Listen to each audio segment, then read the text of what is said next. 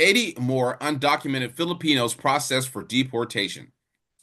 More undocumented Filipinos are facing deportation as the Trump administration ramps up its effort to arrest immigrants staying in the U.S. illegally.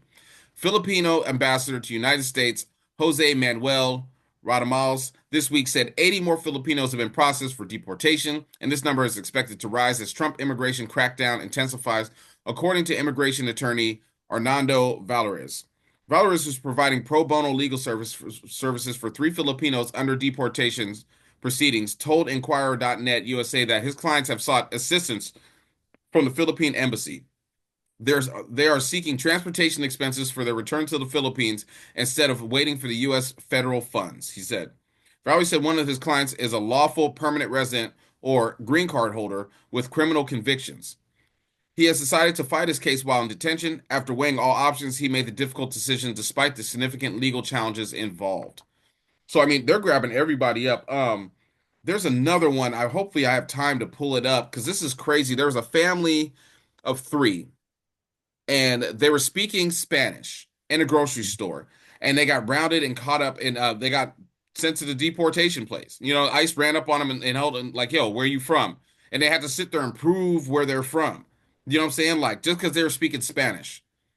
Yeah, this country is we're turning into a Gestapo. This is what the Gestapo did back in the day with the not just with the Jews, but with anyone who they want out of their country, or anyone who they wanted to round up. Yeah. This is crazy, man. This dude is this whole agenda has gone too far already. It was gone too far a long time ago. That's why we talked about it. But at the end of the day, people wanted this. I still see people on my page. I got family members who are still advocating for this.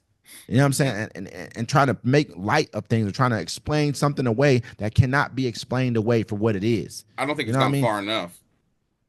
Oh man, I feel like it was going too far when he came back into office. I feel like it went too far when he didn't go to prison for sedition. You know what I mean? And for trying to overthrow the country. You know what I would joke about? I would joke and I'd say, Democrats better do right by black folks, or we're gonna. And I said this before, and I said it jokingly, but oh well. I was like, y'all better do right by black folks, or they're gonna let Trump get elected. And he's gonna finish off this country like he started.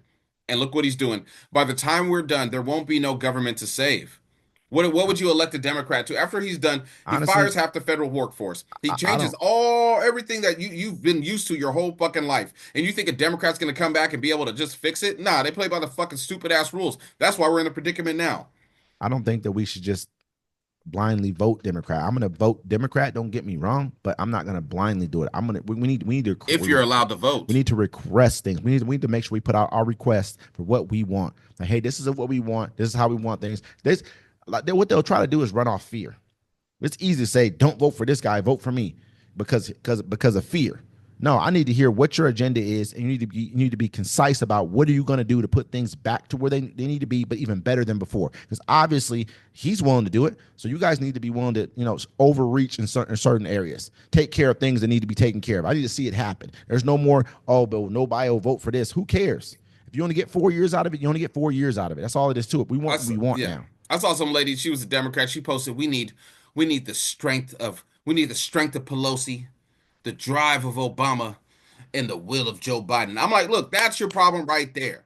You need to be like, hey, we need people just to get these people out of here. Are you going to do our agenda? Yes. You know what I'm saying? So that's what exactly you need. You always want that perfect candidate, and you ain't gonna get it. I'm gonna tell you something honestly. Out of all of them, though, I mean, Pelosi was a savage. I mean, she would never been a great president because she was evil. You know what I mean? When it came to things, but she got stuff done, and she still gets things done now.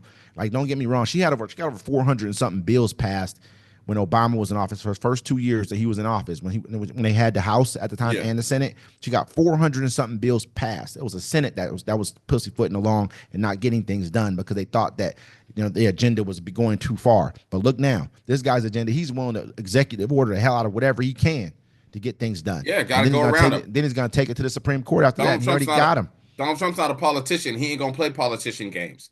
That's what politicians do. They play games, and we're just pawns on their chessboard. And Donald Trump's like, fuck the chessboard. I'm playing checkers. Jumping over you. Let me